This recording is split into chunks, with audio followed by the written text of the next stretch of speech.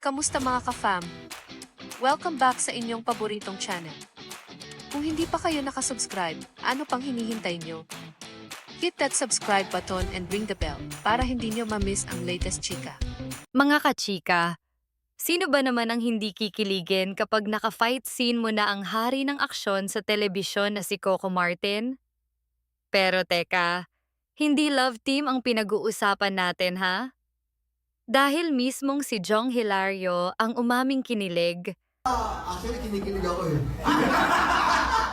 habang ginagawa ang kanilang matinding eksena sa bagong action series na Si Gabo.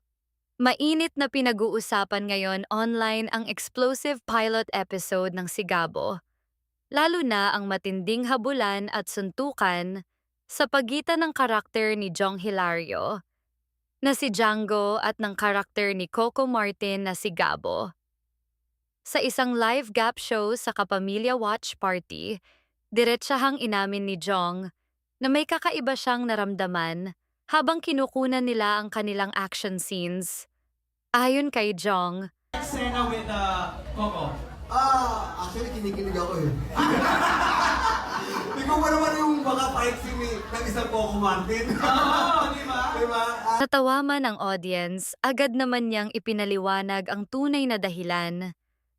Anya, sino nga ba naman ang hindi matutuwa na makasama sa isang malaking eksena ang isa sa pinakamalalaking action stars ng bansa? Lubos din ang pasasalamat ni Jong kay Coco sa muling pagbibigay sa kanya ng pagkakataong maging bahagi ng isang proyektong naniniwala siyang susuportahan ng maraming Pilipino. Pero hindi lang tungkol sa kanilang fight scene ang naging usapan.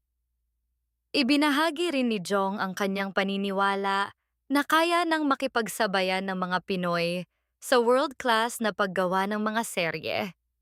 Sa lakas ng debut ng Sigabo at sa usap-usapang banggaan ni Coco Martin at Jong Hilario, mukhang mas marami pang pasabog ang dapat abangan ng mga manonood.